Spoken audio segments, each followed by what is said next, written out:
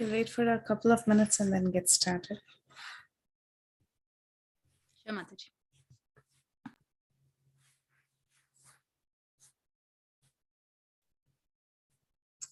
We'll wait for a couple of minutes and then get started.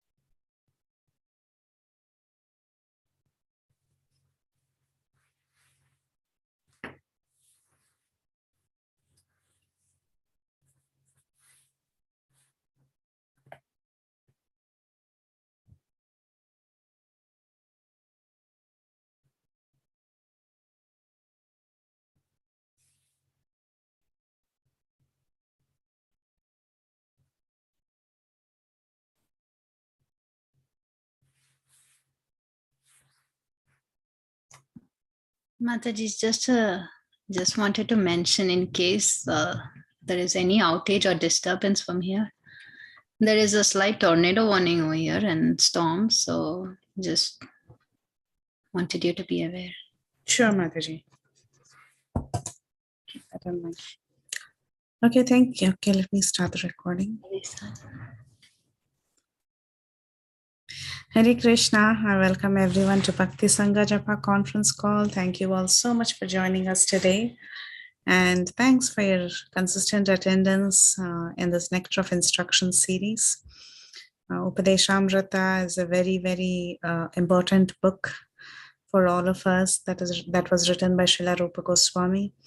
And it's important for us to understand it systematically. And that's the intent of this entire series. So we are almost at the fag end. We are on the 10th verse today. And next week will be the last verse of the Nectar of Instruction. So for the 10th verse, we have Her Grace Indulekha Karuna Mataji. Mataji, thank you so much. You can now take over the call. Hare Krishna. Thank you very much, Preeti Vilasni Mataji. The whole thing has been so exciting, Nectar of Instructions. And we have come a long way. We have finished 9 verses of the Nectar of Instruction. Now we are moving on to the 10th. So before we start. Okay, that's the tornado warning. Okay. So we are starting with a tornado. Sorry.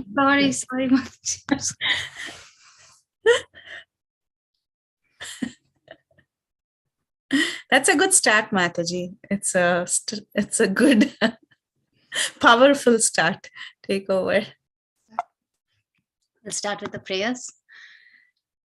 Om Ajnana Timirandhasya Jnananjana Shalakaya Chakshuran Militam Yena Tasmai Shri Guruve Namaha. I was born in the darkest ignorance, and my spiritual master opened my eyes with the torch of knowledge. I offer my respectful obeisances unto him. Namam Vishnu Padaya Krishna Preshtaya Bhutale Srimate Bhakti Vedanta Swamin Niti Namine Namaste Saraswati Deve Gauravani Pracharine Nirvishesha Shunyavadi Paschatya Deshatarine Jai Shri Krishna Chaitanya Prabhu Nityananda Sri Advaita Gadadhara Shrivasadi Gaura Bhakta Vrinda Hare Krishna Krishna Krishna Hare Hare Hare Rama Rama Rama Hare Hare. Okay, so we'll start with first a quick recap of the previous 9 verses. Okay, so as we went through the different verses of the Nectar of Instruction, it took us through the different stages of bhakti. So the first three verses, we're talking about Shraddha, which is the first stage in our Bhakti Lata. So obviously, every process needs a little bit of faith from our side, right? In the same way, we also need faith for our devotion to grow. So that is the very first thing that is required. So the first verse talked about what the qualities of an acharya should be. What are the different urges that we need to overcome in order to be one who can make many disciples, in order to be an acharya. So, and then the second and the third verse talked about the different vices that we need to avoid as a disciple and the virtues that we need to build up. Now, those we need to make sure that we practice throughout our bhakti, throughout this process. Okay, from verses 4 to 6, it was talking about sadhu sangha, the next stage. Now, first it talked about what are the different kind of exchanges that we need to have with like-minded devotees. How do we associate with devotees, and what should our mood be? What are the different kinds of devotees, and how we should deal with the pure devotee? Okay, so we should never look at them from a mundane perspective. We always have to see them through beyond, because they are beyond this material world. They are in their own transcendental position. Then from verse 7, it talked about how we develop that taste in chanting the holy names of the Lord, right? And it went through so many different stages. We went through bhajana kriya, we went through anartha nivriti, nishta, and then till ruchi, where we are developing that taste for the holy name of the Lord. So talks about how we need to first make sure that we accept a guru, a proper spiritual master, a bona fide spiritual master. And after accepting the bona fide spiritual master, we need to make sure that we follow the rules and regulations that are there in this process. And then it says that we need to slowly start being freed from all our anarthas. We have so many contaminations, and by chanting the holy names of the Lord and by following the regulative principles, we are going to slowly be freed from all these contaminations. And by doing that, slowly anartha nivriti happens. Then nishta, we get to the stage where we are so fixed in our devotion. And from there, then slowly we develop taste or ruchi for all our Krishna conscious activities, for our bhakti. And then the next verse 8, talked about how we can develop that full attachment to Lord Krishna, asakti. And in the last class, last week, Grace Priti Vilasni Mataji was talking about how we can build that, take that further to the stage of bhava and prema, and where we should be situated in order for this love of Godhead to blossom in our heart. So now after this, let us look at the previous verse. So a summary of verse 9. Verse 9 was talking about what is the best place for bhajan, right? And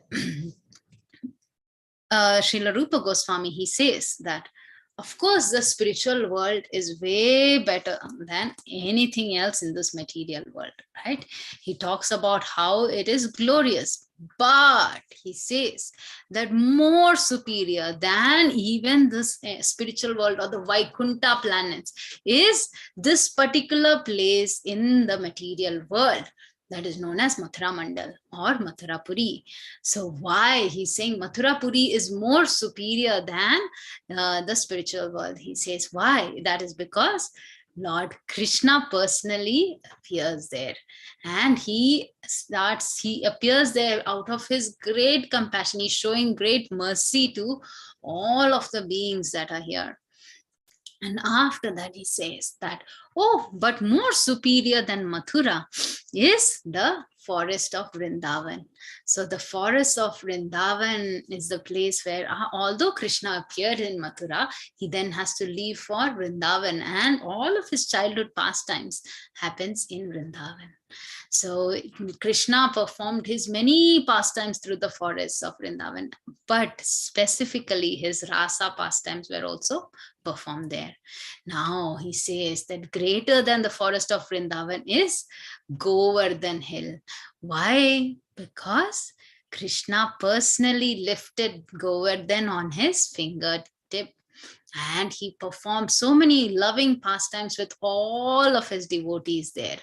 They were all under the shelter of Govardhan for 7 days. So he says Govardhan is more superior than even the forest of Vrindavan.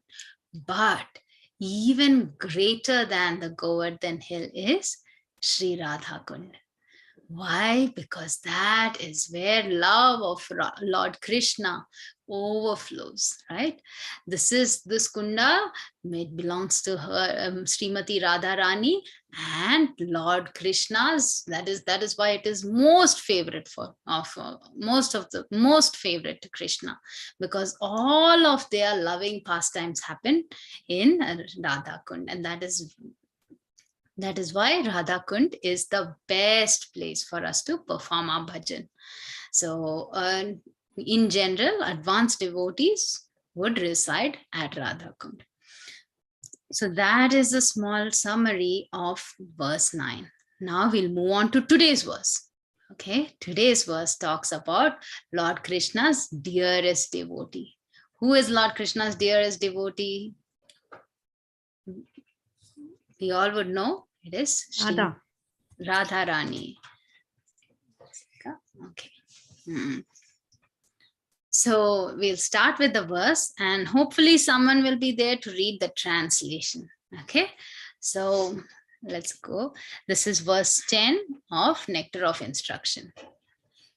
Karmibhya parito hare priyataya vyaktim yayurjnaninas Tebhyo jnana vimukta bhakti parama premeka nishtastatha Tebhyasta pashupala pankajadrishas tabhyopi saradhika prishta tatvadiyam tadiya sarasim dhamnashrayet kahkrutu.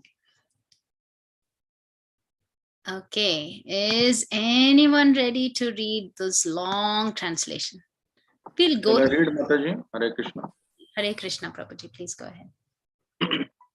In the Shastras, it is said that of all types of fruitive workers, he who is advanced in knowledge of the higher values of life is favored by the Supreme Lord Hari.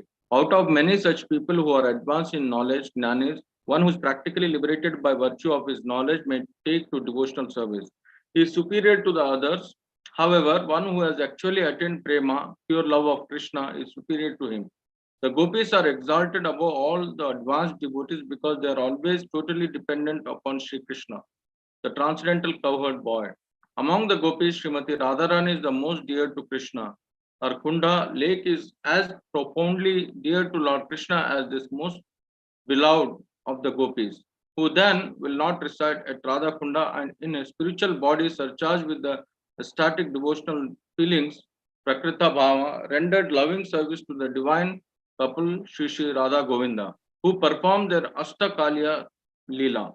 Their eternal eightfold daily pastimes, indeed, those who execute devotional service on the banks of Radha Kunda are the most fortunate people in the universe. Hare Krishna. Thank you so much, Prabhuji. Hare Krishna. So we'll look at this step by step. As you can see over here also, Srila Rupa Goswami is trying to build a hierarchy. So let us see what that is. Okay. So he says, Karmibhya parito hare priyataya vyaktim yayur jnaninas. So karmibhya. Okay, so greater than the karmis and jnanina. Okay, so he's saying, talking about, there are three words here, priyataya and jnani and karmi. So let us see why. So what that line means is that the scriptures say that jnanis are dearer to Lord Krishna than karmis. Okay, so that's our first step that he's building up here. Then he says, Tebhyo jnana vimukta bhakti parama premaika nishtas tatha jnana vimukta. So he's talking about what is mukti? Mukti is liberation, right? Those who are jnana vimukti would be those who are liberated by knowledge, by jnana. And bhakti parama, they take to devotional service. So superior to the jnanis, whom we talked about in the previous line, right, are the jnana vimuktis. They have been liberated by knowledge. Okay, now among those who are liberated by knowledge, some of them take to bhakti, right? And when they take to bhakti, they are better than the jnanis. But among such devotees, premeka nishtastata, those who develop love for Krishna, they are greater. That's what he's saying. Okay, so we talked about first the karmis. The jnanis are dearer to Lord Krishna than the karmis. Now superior to the jnanis are the jnana vimuktas. And those who take to bhakti. So we'll say jnanis and then bhaktas. Okay, now among these bhaktas, there's a special category of people known as prema bhakta. They have developed love for Krishna. Okay, now tebhyasta pashupala pankaja drisha tabhyo pisa radhika. Okay, so they're saying that pashupala pankaja drishas, okay, better than them are the gopis, who is dependent on who? Pashupala pankaja. Yes, they are dependent on the cowherd boy Krishna. But of all of them, among all the gopis, Srimati Radharani is the best. Srimati Radhika is the best. Oh, here again, above the bhaktas, we have prema bhaktas, and above them are the gopis, which is a much more special category of prema bhaktas. And of all the gopis, Srimati Radharani, she is the crest jewel of all of them. Okay, so the last line then says, Preshta tadvadiyam tadiya sarasi tamna shrayet kah kriti. So just as Sri Radha is dear to Krishna, her lake Radha Kund is also dear to him. So who wouldn't take shelter of Radha Kund? Even in the previous verse, Srila Rupa Goswami ends like that, right? Who wouldn't take shelter of Radha Kund? Because now here, because Srimati Radharani is most dearest to Krishna, her lake, Sri Radha Kund, is also equally dear to the Lord. So we have to take shelter of Radha Kund once again. So that is the hierarchy that he is built here. We have included vikarmis also. Okay, so from vikarmis, you can progress to karmis. Karmis progress to jnanis. Better than jnanis are bhaktas. Better than bhaktas are prema bhaktas, of which gopis are the most special. And of all the gopis, Srimati Radharani is very, very special to the Lord. And her kunda, Radha Kund. Okay, so we'll look at the different grades of people, different kinds of people.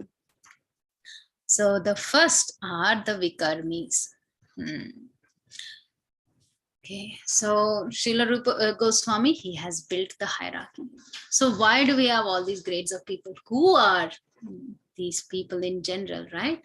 We are all belonging to the Supreme Personality of Godhead. Like the energies of the Lord itself are divided into three categories. We know we have the spiritual energy, the material energy, and the jivas, or the marginal energy. Now this material energy is considered to be the inferior one, that is the third class energy. Okay, it is the tritiya shakti of the Lord.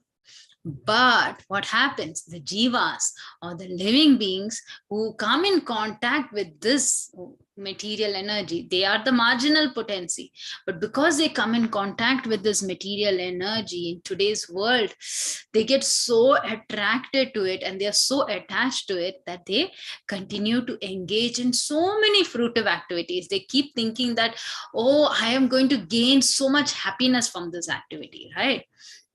So like that, we find businessmen, politicians, there are so many kind of people who just want to get that material happiness. And how do they think they are going to gain that material happiness? By power, by money.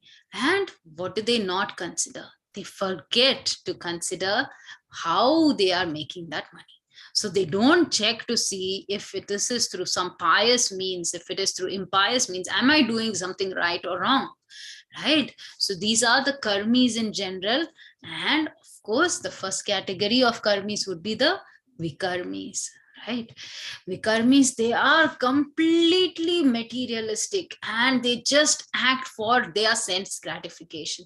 They only do things for making money. Okay, so Lord Rishabhadev, he tells his sons in the 5th canto of Srimad Bhagavatam, he says, Nunam pramatta kurute vikarma yad indriya priyata apranoti na sadhu manye yata atmano yam asan api klesha asha deha. So when a person is considering sense gratification as his aim in life, then they become mad after this materialistic life and they do all sorts of sinful activities.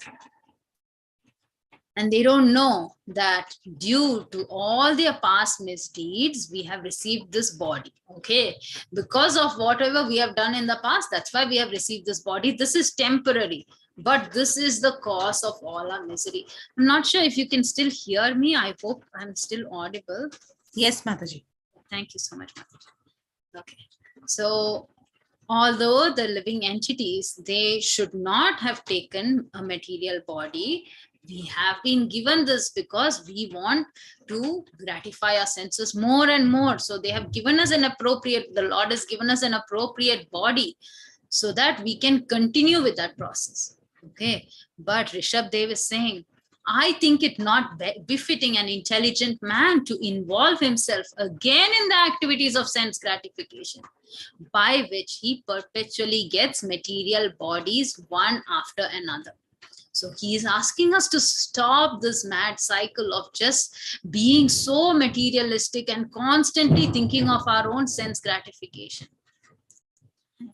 So what are these vikarmis? These vikarmis, they are people who do not follow the guidance given in the Shastras, the guidance of Vedic knowledge. They constantly engage in so many impious activities and they don't even care. You know, if you look at it, once you start doing something wrong, you always will have a justification for it, right? So what is their position? What happens to them? Because they keep on doing these miserable activities, they slowly start degrading. Okay, from this human species of life, they move to lower species such as animals or trees. So it is just because of our foolish idea that we want to be happy in this material world. Okay, when we stop thinking about how to be happy in this material world, then we'll start understanding what our real purpose in life is. So Srila Prabhupada says that all of their activities, because it's all in ignorance, it is simply going to serve as parabhava, which is their defeat. Once again, Rishabhadev talks about what parabhavas is. He says, parabhavas tavad abhodha jato yava na jignasat atma tattva yavat kriyas tavad idam manovai karmatmakam yena sharira bandha. So if one does not, or as long as one does not inquire about the spiritual value of life, one is defeated. One is going to be subjected to all the miseries that arise from ignorance. So whether we are performing sinful activity or pious activity, as long as we are performing karma, we will have a reaction, right? So a person who is engaged in any kind of karma, their mind is called karmatmaka, which is colored with fruitive activity. So the mind is impure. Then our consciousness becomes unclear, right? And because our consciousness is not clear, we can never get to the stage where we can understand that we are the soul and not this body. We are constantly acting on the material bodily platform. So as long as we are in that stage, we will continue to accept other material bodies, and it can be in the form of a tree or an animal or something like that, lower species also.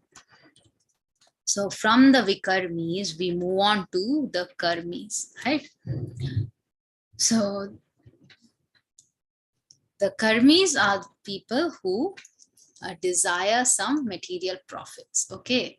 But they try to stick to the scriptures. They try to stick to the Vedic injunctions. So they perform the sacrifices according to the Vedic injunctions.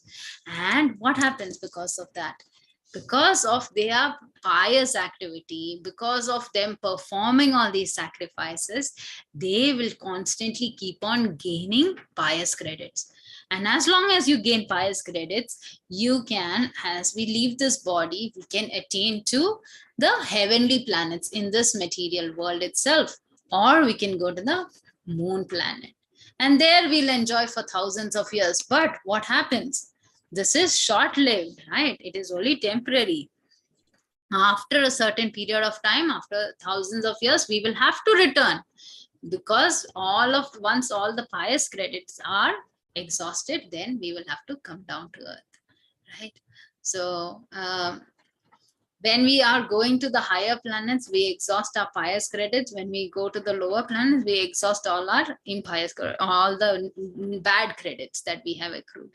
So now once they return back to earth, okay, they will keep on transmigrating, because they still have attachment to fruitive action. They still have that attachment to some sort of sense gratification.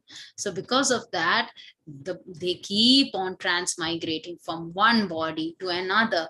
It may be in one planet, then to another planet, doesn't matter. But as long as we are still performing karmic activities, we will continue to cycle in this material world. Okay.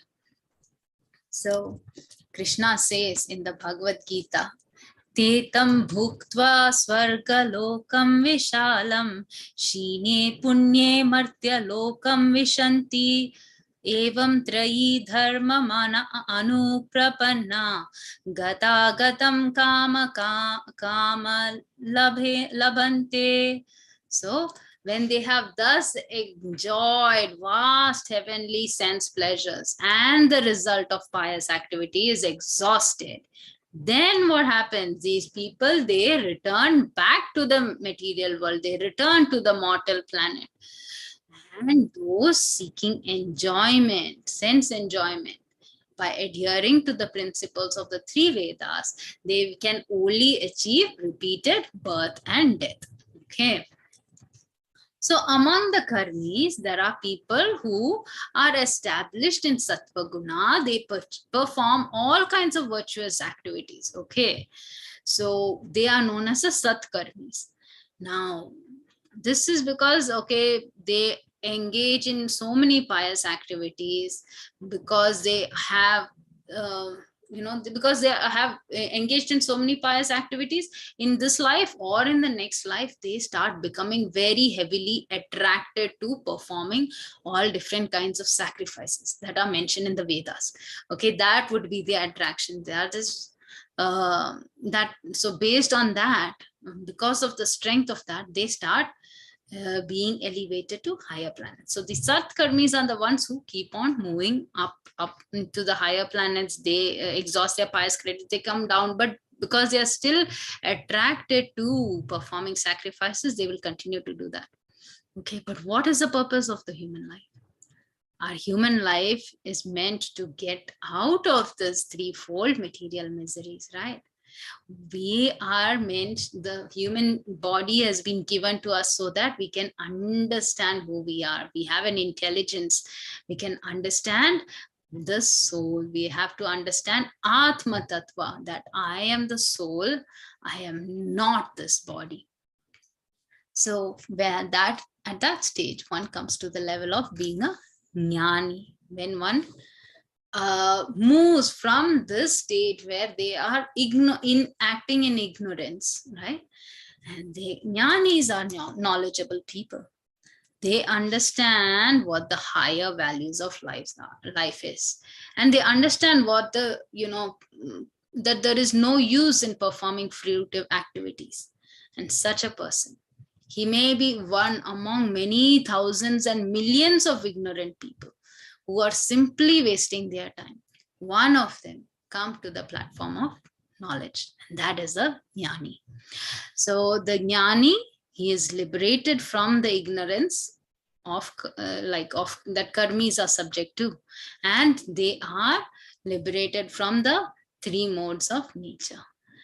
And the jnani, why? Because the jnanis know very clearly that these fruitive actions are going to bind me in this material world.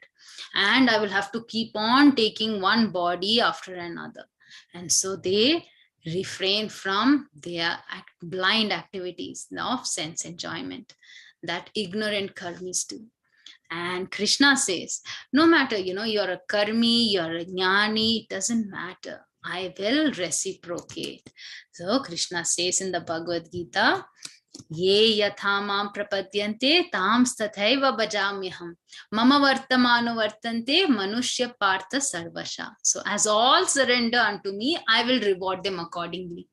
Everyone follows my path in all respects, O son of Pritha.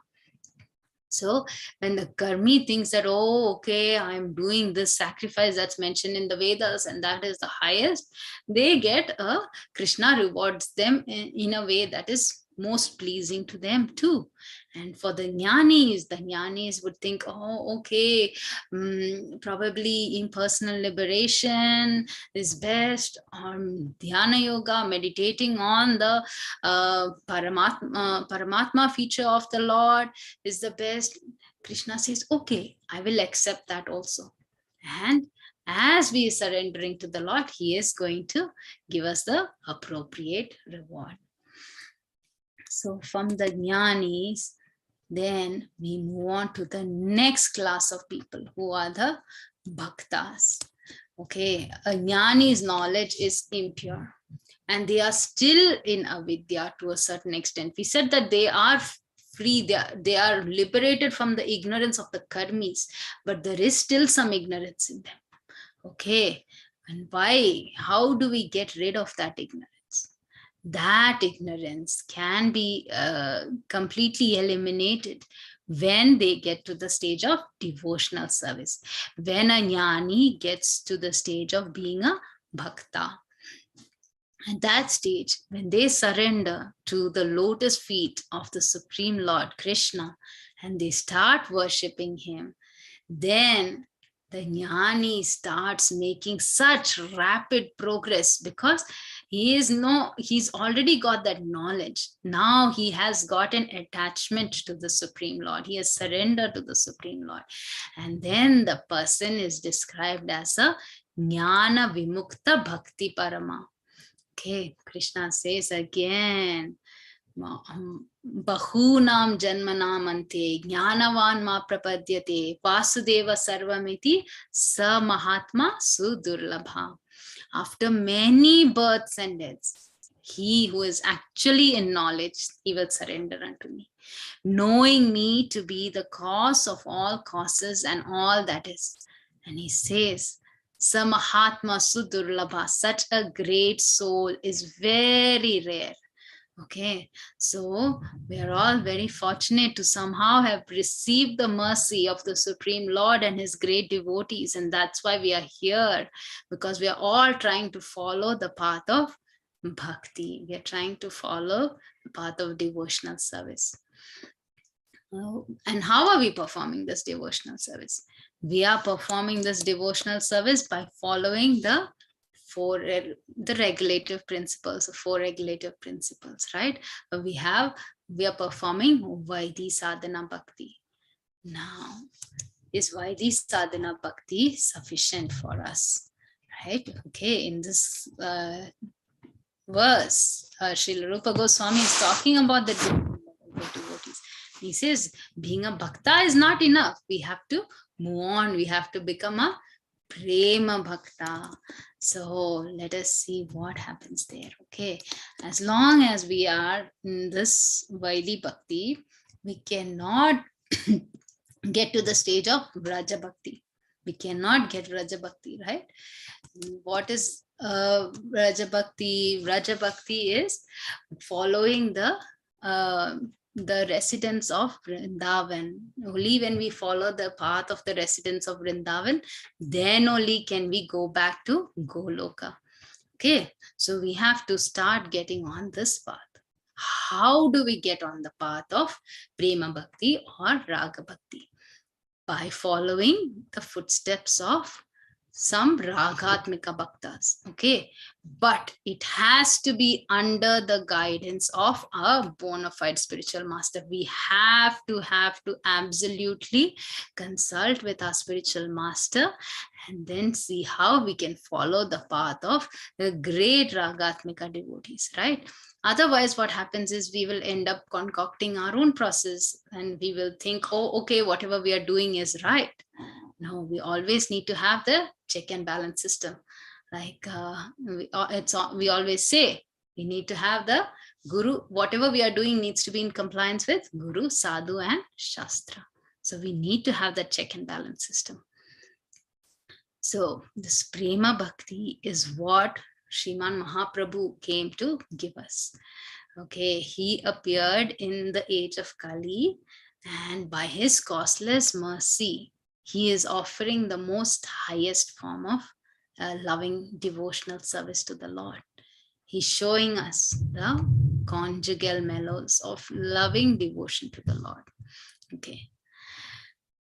So once we start taking to devotional service, okay, under the regulative principles, slowly a person would come to the platform of spontaneous loving service to the Lord.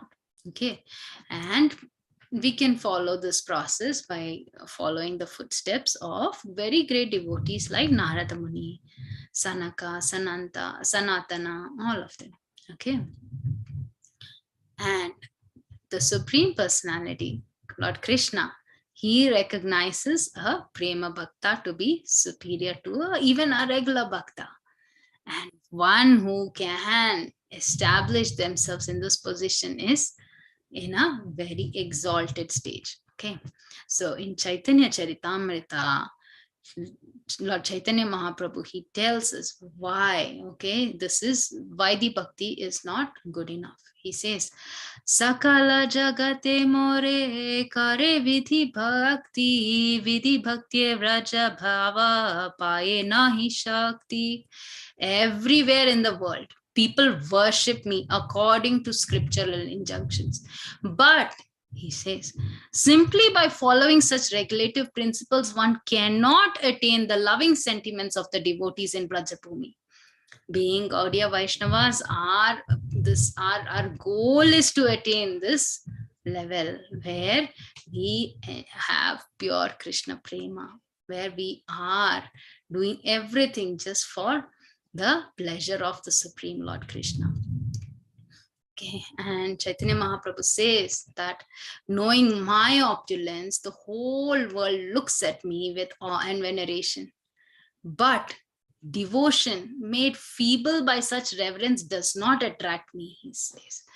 Okay, so Chaitanya Mahaprabhu, Lord Krishna, when he came, he felt like he did not distribute all the special rasas that he shares with devotees, like the dasya ras, sakya ras, vatsalya ras, and madhurya ras.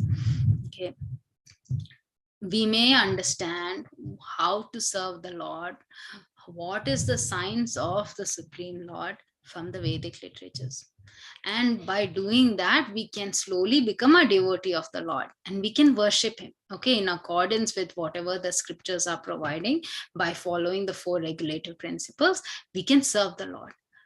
But we will still not know how to serve the Lord, just like how the residents of Vrindavan served him. Right? Krishna's always, he says that I am so indebted to them. We'll get to that. To the residents of Vrindavan, because they are so special to the Lord. Okay, so Lord Chaitanya Mahaprabhu, he comes to give us this Unnata Ujjvala Rasa, this most special conjugal mellows. And he says, okay, just by performing regulated devotional service in awe and veneration, you are just going to go to Vaikuntha. Okay, and there you can attain one of the 4 different kinds of liberation. You can achieve sarasti, you can be which is achieving opulence equal to that of the Lord. You can achieve sarupya, where you can have a form that is similar to the Lord. You can get samipya, where you are going to be in close association with the Lord. Or you can attain salokya, which is living in the Vaikuntha planet of the Lord. But you are not going to get Braja Bhakti, right? So he says, I am myself. So this is all from the Adi Leela, chapter 3, text 15 onwards. Okay, so he says, I am personally going to inaugurate the age, the religion of this age. That is going to be Nama Sankirtan. By congregational chanting of the holy names, I will make the entire world dance in ecstasy. And they will realize the 4 mellows of loving devotional service.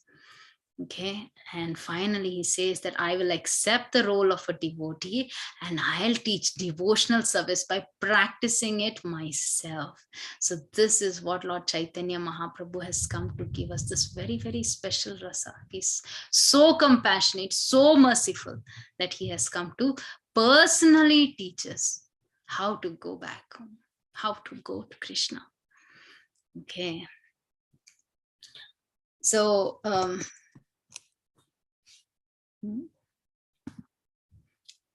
Krishna, okay, in the Chaitanya Matamanjasa, that is which is a commentary on Srimad Bhagavatam by Srila Vishwanath Chakravarti Thakur, he gives this verse. Aradhya Bhagavan Rajesha Tanayas Tadhama Vrindavanam Ramya Kaschidupasana Vrajavadhu Varge Virya Kalpita Srimad Bhagavatam Amala Puranam Prema Pumartho Mahan Shri Chaitanya Mahaprabhur Matamidam Tatradarah nah para. So over here, sorry, got the tune messed up. Srila Vishwanath Chakravarti Thakur, he is talking about, it is the conclusive opinion of Lord Chaitanya Mahaprabhu that first, the most worshipable form of the Lord is that of Sri Krishna. Okay.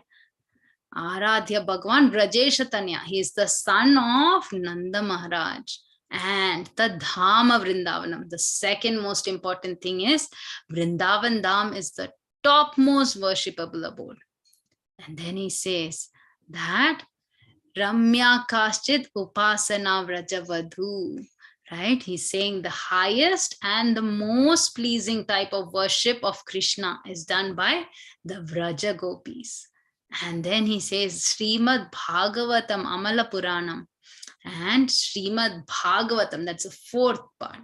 Srimad Bhagavatam is the spotless authority on everything. And he says the 5th one is Krishna Prema is the 5th and the highest goal of life. So Mahaprabhu, he has called Prema, Krishna Prema, as the Panchama Purushartha. This is the 5th goal of life, which is even beyond. What are the 4 goals of our life? Dharma, Artha, Kama, Moksha, right? So religion, economic development, sense gratification, and moksha, liberation. Okay. So beyond that, Krishna Prema is the highest of goals, and that has become the Panchama Purushartha. Okay, so that is the position of a Prema Bhakta. Now, here he's talking about the highest and the most pleasing type of worship, even above of the Premi Bhaktas. Okay, the Vraja Gopis are the most special. So let us see their position. So why are the Gopis the best of all the Premi Bhaktas? Huh? Because of three special reasons. They have unalloyed devotion and love for Krishna. Why? Okay, because they don't know anything other than satisfying Krishna, and they don't expect any returns from Krishna, and they never forget Krishna. Although Krishna has left Vrindavan and he goes to Mathura, and that's causing them great suffering. In their Vipralamba Bhav, they always think of Krishna in separation. So this loving service in separation from the Lord is even higher than directly serving the Supreme Lord Krishna. This relation, even in the text, it talks about how the gopis, they really did not want to separate from Krishna. They did not want Krishna to leave when Akrura comes. When Akrura comes and he's ready, and Krishna and Balarama are ready to leave for Mathura, the gopis are they are so shocked. They really don't want Krishna to go, but their love for Krishna has been hidden so far. None of the elders even recognize that, right? So, but still, what do? They think, okay, nobody's taking any action. None of the elder gopis are speaking. Nobody is saying that Krishna, please don't go. Everyone is thinking Krishna will go and come back, or nobody is ready to voice their opinion. So we only have to take. We only have to make a decision, and we only have to try and stop Akrura. And so they try to chase Akrura's chariot. They stop, cry and ask them to stop, please stop. But Akrura keeps on going, and Lord Krishna, he tries to console them with his looks and glances and tell them that, yes, I will come back, you please be calm. And the gopis just remain standing there waiting for Krishna. And they, seeing that glance from Krishna, they are just rooted to the ground over there. And all of the other cowherd boys and the cowherd men, they leave for Mathura along with Krishna. In the same way, and the gopis just stand there and they will just say, Shri Govinda Damodara Madhaveti. They are just going to constantly chant the glories of Krishna. So that is how much of love they had, that although they realized, okay, we are in this vulnerable position where we cannot reveal our love for the Lord, but still, because they knew there is no other option, they are ready to take that chance too. So, of course, this pastime is very, very famous, where Krishna, one time he has a very bad headache. He has a splitting headache, and he says, okay, what to do? And so many people, they come and they try to give him different medicines. Nothing is working. Okay, so then Krishna, he only suggests, okay, I think I can be cured if a devotee of mine is going to give me dust from their feet. And when I put it on my head, then I will be cured. So Narada Muni, he says, okay, Narada Muni first goes everywhere and he starts asking, okay, he asks the Dwarakavasis of the queens of Dwaraka, he asks Rukmini and others, oh please, Lord Krishna is suffering from this splitting headache, can you please help him? You can save him by giving some of the dust from your lotus feet. So the queens of Dwaraka, they get so shocked. They were like, no, how can I give you the dust of my feet? No, Krishna is Supreme Lord, we cannot do that. And like this, Narada Muni has to go from one devotee to another, but he constantly faces rejection because everyone says, oh, Krishna is supreme, what to do? We cannot give him, we cannot. That's a big sin, very, very big sin. And then he goes to Vrindavan. And when he goes there, he asks the gopis of Vrindavan, okay, gopis, please, Krishna is really sick. He is now in Dwaraka. He's so sick and he's really needs the dust from your feet, of his devotees' feet. He has to apply that to his head. So please give me some. And the moment Narada Muni says that, the gopis, they just get some dust from their feet and they give it to Narada. They say, please, you go and help Krishna recover. You take it back to him immediately. And they did not consider. Narada Muni was shocked. Oh, you are not worried. And they are like, what should we be worried about? Oh, because this is very sinful. So they said, oh, it doesn't matter to us, because by giving the dust of our feet to Krishna, even if we go to hell, I don't care. It doesn't matter. As long as Krishna is cured, that is our first priority. If Krishna is cured, I don't care where I go. Now that is the kind of love that the gopis of Vrindavan had. So definitely it is pure, it is unalloyed devotional service, exactly like what we talk about, right? Anya bhilashita shunyam jnana karma dhanavritam anukulyena krishnanushilanam bhaktiruttama, right? So they have no personal desires, no anya bhilasha, no other desires other than serving the Supreme Lord. And that is the kind of state that the gopis are in, right? To satisfy Krishna, as long as Krishna is satisfied, they are happy. It doesn't matter what their position is. So sometimes when Krishna used to play the flute in the dead of the night, then the gopis want to go and see Krishna right away, right? So even when their father or their family members or their husband or brother, they stop them and they say, where are you going in the dead of this night? They do not care. They do not care for society, for their friendship, for what people would say, for anything. They were ready to sacrifice everything just so that they can go to Krishna. And that is the stage of the gopis of Vrindavan. Even of all, so that's why they say that one who is staying in Vrindavan Dham, they can make tremendous progress. Why? Because Vrindavan Dham is non-different from the spiritual realm, Goloka Vrindavan. It is non-different from Krishna himself. Everyone in Vrindavan, including the rivers in Vrindavan, the air in Vrindavan, the trees, the stones, the birds, the animals, all of the gopas and the gopis, Nanda Maharaj, Yashoda Mata, all the cowherd boys, all the gopis, the young gopis, the older gopis, even Govardhan, everyone in Vrindavan is only looking towards Krishna. They only have one desire in their heart, and that is to, how can I serve Krishna, right? That is Vrindavan's mood. So when we go and stay there, slowly, we will also be able to cultivate that mood of service, where in the center of everything, Krishna is there, right?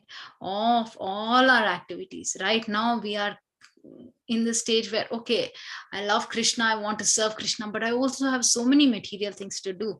So we are kind of split. No, but ultimately our devotion has to be completely centered on Krishna. Every activity of us has to be completely centered on Krishna.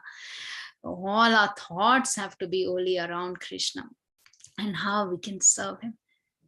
And then we can also slowly attain that mood. Okay.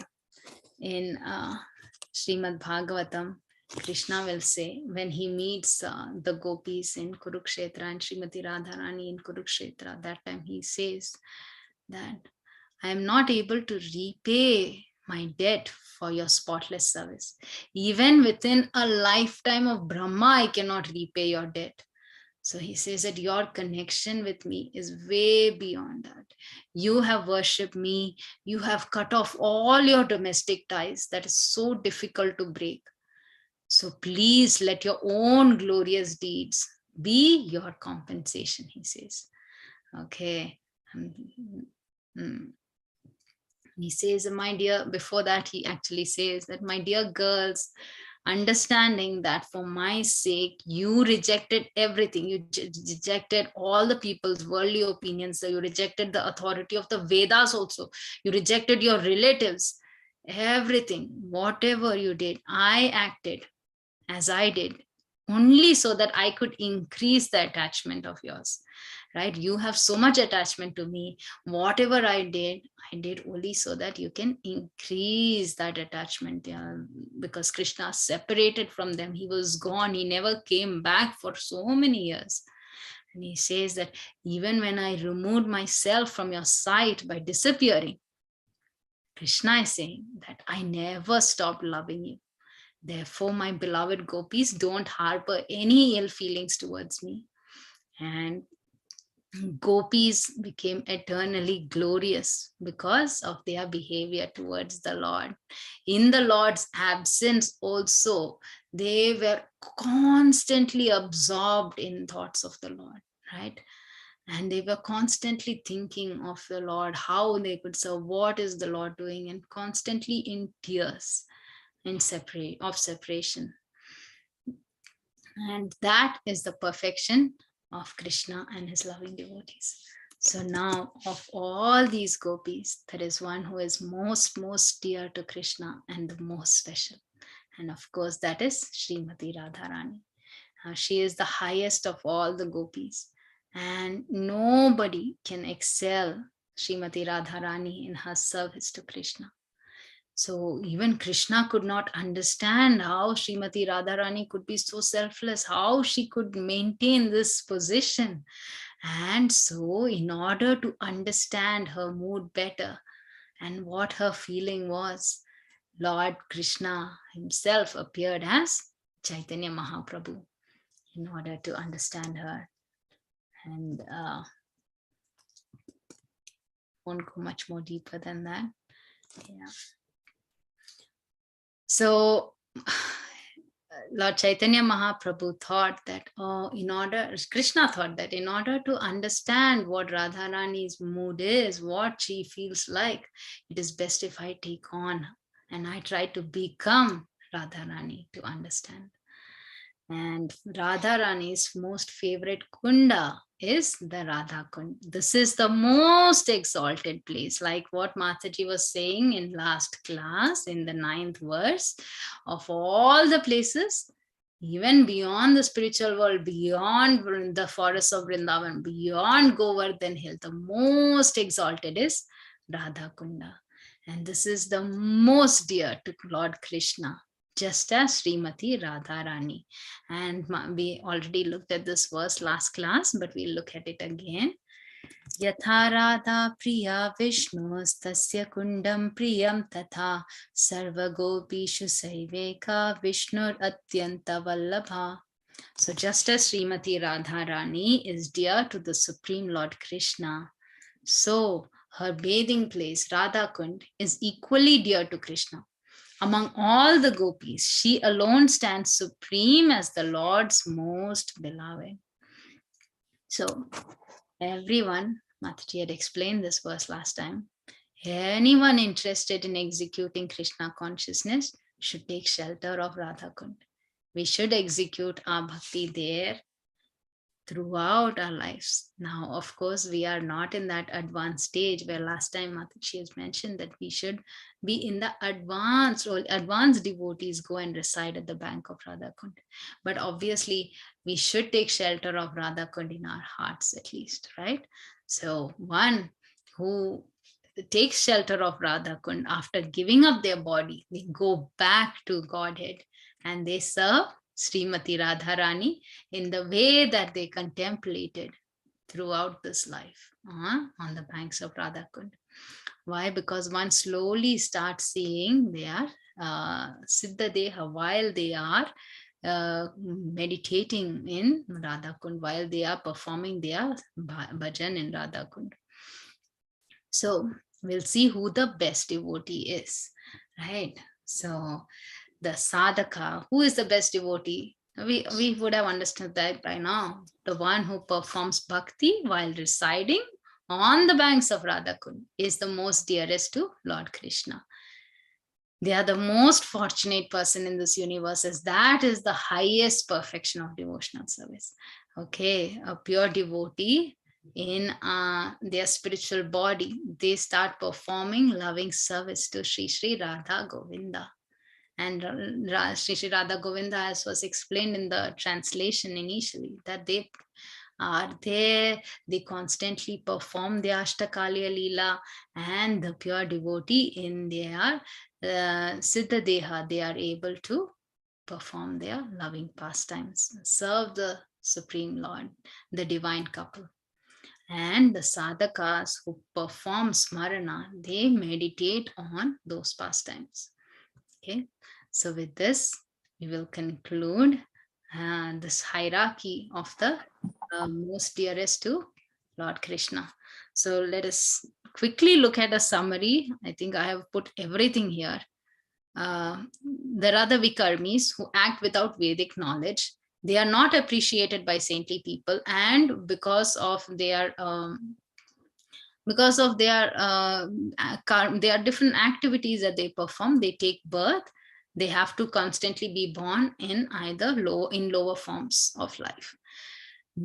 Higher than the vikarmis are the karmis who act according to Vedic knowledge, but they're still attached to fruitive action, and so because of that they will have to take rebirth. Now a karmi who performs a lot of pious activity, who follows the Vedic sacrifices, they are elevated to the higher planets, but after their pious credits are exhausted, they will have to come back to the earthly planet, which is known as Martya Loka. Okay, and higher than the karmis are the jnanis. The jnanis come to the platform of knowledge. They start they understand the difference between the body and the soul, so they know Atma Tattva at this point. And they know that fruitive activity is going to bind them and it's going to cause rebirth, so they're not interested in that. But a jnani is still in ignorance unless they take to devotional service. And that's why the bhaktas are more exalted than the jnanis, because they take to devotional service and they follow the regulative principles. They're performing Vaidhi sadhana bhakti and they have surrendered to Krishna. Now, even higher than the bhaktas are the prema bhaktas, or the pure devotees who perform spontaneous love of Godhead, who has spontaneous love of Godhead. And they follow the footsteps of great devotees like Narada, Sanaka, Sanantana. And higher than the prema bhaktas are the gopis, of course. They are the most exalted devotees, because their only desire is to serve Krishna. They have no expectations. They don't want anything in return. And they serve in the mood of separation, in Vipralamba Bhav. And of all the gopis, the highest is Srimati Radharani. And her kunda is also as dear as she is to the Supreme Lord Krishna. She is the highest of all gopis. She cannot be excelled. And even Lord Krishna cannot understand her position. He cannot understand her mood. And so he appears as Lord Chaitanya Mahaprabhu. And of all the places, Radha Kunda is the most exalted. So as a devotee, we should try to reside in Radha Kund and start performing our bhajan there. So we'll end here. Thank you very much. Hare Krishna. I think we are on time. It's another short session. Hare Krishna, Mataji. I think your voice is breaking, Mataji.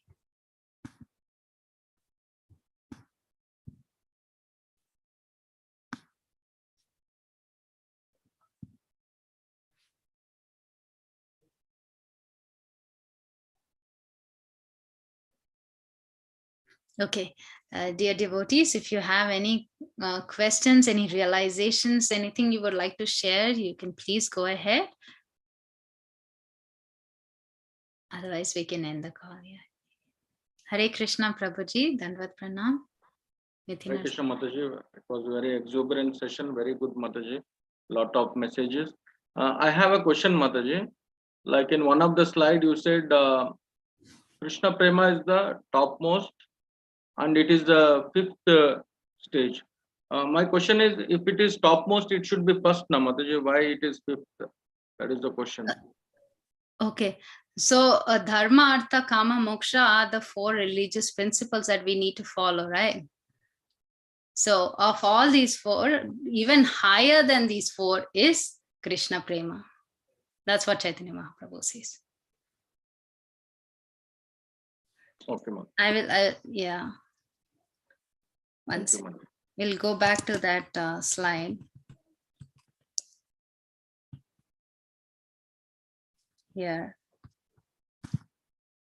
Krishna Prema is the 5th goal of life and the highest goal of life. Correct, Mataji. Like if it is highest, in my question is, if it is highest, it should be the first. Why it is fifth? Yeah, because in general, we only have the 4 goals. That's why. So Chaitanya Mahaprabhu has added on to that. So it cannot be the first because the first is already taken according to our Vedic scriptures. So. Yeah, okay, Mataji. But Preeti Mataji, if you are there, can you please add on? Definitely. Mataji, sorry, what was the question? I didn't get that. I was having bad connection. Yes, Mataji. So Prabhuji is saying that if Krishna Prema is the highest goal of life, why is it considered the 5th and why not the 1st? It should be the topmost. It is the topmost. That's why it's added on topmost. The 4 standard ones that is mentioned in scripture for all sorts of human beings is Dharma, Artha, Kama, Moksha. Because when you are in human life, you'll have to have certain dharma, practice of religion. You should have basic dharma. And then you will have to have economic development and sense gratification as a part of the human body, which is required. And then so Kama and Artha is covered. And then Moksha is something that you attain, meaning you aspire for Moksha because you want to get out of this material world, understanding that all these are very, very fleeting, like Dharma, Artha and Kama. They're all very fleeting. So you aspire for moksha, but then is moksha everything? That is where Mahaprabhu comes and tells that the Vedic literature, they talk about these 4, but there is something that is beyond moksha, which is prema. It is superior to moksha. So he has added that as the Panchama Purushartha. So of course, Mahaprabhu has come here to give us something very special, which no one has given. And this is an addition. It's actually addition, meaning it is like, decorating the moksha. It's just not liberation. What is liberation? Liberation means getting out of suffering, right? That is liberation. But if I have gotten out of suffering, does it mean that I'm experiencing pleasure? I'm experiencing bliss? I'm experiencing happiness? Not necessary, because getting out of suffering is something like a suspended state, Is it okay to remain in suspension forever? No, you want something more. You want something nice to experience. So that is where prema is discussed, and Chaitanya Mahaprabhu brings that up. So he says, just getting liberated is not enough. Try to aspire for this. Why the Vedic literatures are not giving it as a Purushartha specifically? That there is actually no answer, like in the Mataji said. That's what is given. But our acharyas are very merciful, and they tell us that they just don't aspire for liberation, seek for something higher. So that's all, Prabhu. Thank you, Mataji. Thank you. And as usual, Mataji, last time also I asked this question. Like Radha Kunda is so dear to Lord Krishna and all the devotees. But like when we physically go to the Radha Kunda, actually means I may be talking like that. Like swimming pool looks like a better, clean and neat and very this thing. But there we don't see that from external point of view. So yeah, how? that's why. Yeah, we don't see from external point of view. So that's why we have to first hear, we have to assimilate and then go and see with the divine eyes in the association of devotees. So it takes a lot. It's a long process, but actually that is where all our acharyas have had many revelations. So when we, when Brahma Samhita talks about it, about when you really want to see Krishna's pastimes, right? You don't see it with your physical eyes, actually. Your spiritual senses have to be awakened by the mercy of Radharani. So for your spiritual, only after our spiritual senses are awakened do we really see true beauty. So if you have been to Vrindavan, you would know that, just going to Vrindavan, seeing externally the places in Vrindavan will not give so much happiness to the heart as opposed to when you go to Vrindavan with the association of devotees, like maybe with some Maharaj and the entire team. And then there you relish with your ears, you relish the pastimes. And then again, look at the place again. It has so much more value. Like we might be visiting so many temples, right? In our childhood, we would have visited hundreds of temples. But did we really relish it the same way after we came to Krishna consciousness, after we understood who Krishna is, after understanding the value of bhakti? When we go back to the same temple is seen in a totally different angle even by our mundane vision, right? So it's like that. More and more we understand, the more and more the Dham reveals itself to us. Does it make sense, Prabhu? I don't know if you have had that experience. At least me, so many temples I visited in childhood, but this time when I went to India, it was a totally different experience. The same temple, the same atmosphere revealed something totally different to me. So like in South India itself, I didn't even go to Vrindavan. I'm just telling you the temples that we used to go in childhood. The deities appear different. Everything appears different. Thank you, Mataji. Thank you for clarifying. I think we need the mercy of Radharani, because otherwise it is very difficult to, with our imperfect senses, cannot. But the thing is, Mataji, like some devotees or some people want to settle there. Yeah. With a lot of ambitions, they go there. But you know that the weather conditions and all are extreme. And sometimes you go there and you get dehydration and you cannot enjoy actually spiritual trip.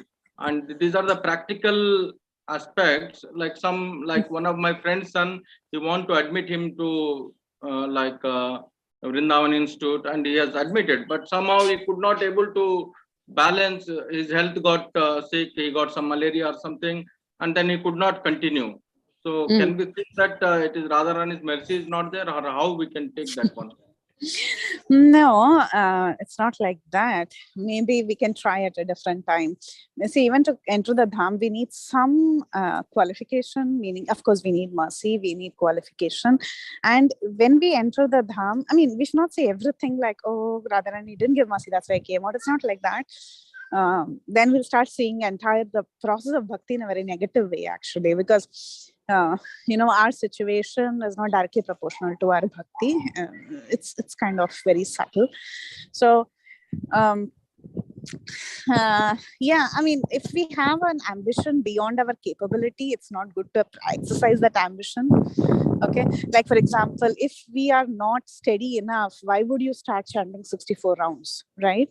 So if you're chanting if you take a vow to chant 64 rounds every day, when we have not even been able to chant 16 rounds properly, what is the use of that ambition? It will not last long, right?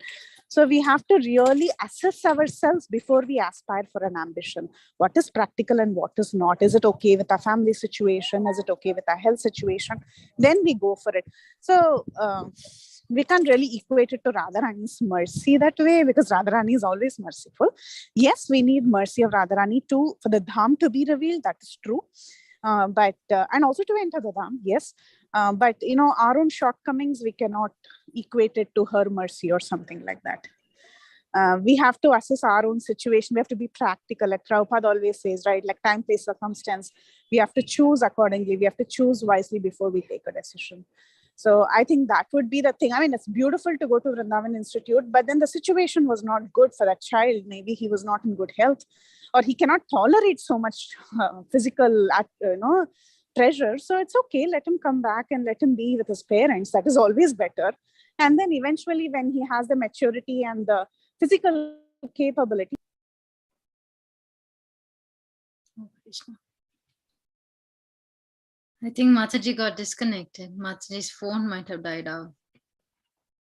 But message is clear, Mataji. Yeah, she Yeah. answered. Thank you very much, Mataji. Yeah. Okay. Thank you so much, Prabhuji, for your patient listening. Sudevi Mataji, you have a question. I'm hoping Preeti Mataji will try to be back, but yeah, we'll see. Sudevi. Yes. Hi, Sudevi. Wow, it's so late and you're still sitting and attending class. Thank you so much. Mataji, I just wanted to hear the class. Wow. Hare Krishna. Actually, I loved your class and I liked everything. That how Radhakund is so beautiful and how Krishna said to the gopis that even though he's in Mathura and gopis are in Vrindavan, still he's watching them, and everything I loved it. So I have one question. In Bhagavad Gita 7.16, there is in verse Chaturveda Bhajante Mam Jana Sukriti Arjuna Artho Jignasur Artharthi Gnani Cha Bharatarshava. So here Jignasur is there. So what's the difference between Jignasu and Bhakta? Very nice question. Okay. Jignasu and Jnani or Jignasu and Bhakta? Jignasu is someone who is just inquisitive, right? Beyond that is Jnani. And then in the next verse, Krishna will say, of all of these, the Jnani is most dear to me. Jignasu is someone who is curious, who is inquisitive. I'm coming because, oh, okay, I want to learn something. What are they talking about? Why? It's not that they want to gain the knowledge. They are curious people. Okay. So a curious person will also go to Krishna. They are Jignasu. But a Jnani is one who is actually searching for the knowledge of Krishna. Okay, so they are searching for knowledge, and slowly once they enter into the platform of bhakti, then they will understand that even this knowledge is not important. I have to surrender to the Lord. Only when I surrender to the Lord can I get the maximum benefit. Krishna is ready to accept us in any state, right? He's ready to accept all the Artho, Jignasu, Arthati, everybody, anyone who's coming crying to Krishna, oh, I need some money, I need some help. Even for them, Krishna is there. He's there to help them. And he says, right, as one asks for me, I reward them accordingly. So whatever reward we are seeking, he will try to give it to us. But the ultimate reward is always for the bhaktas. And Krishna, that is what Krishna is looking for. Krishna is looking for us. Krishna is looking for someone who actually only loves Krishna, who is ready to sacrifice everything just for Krishna. That's why the gopis are so dear, right?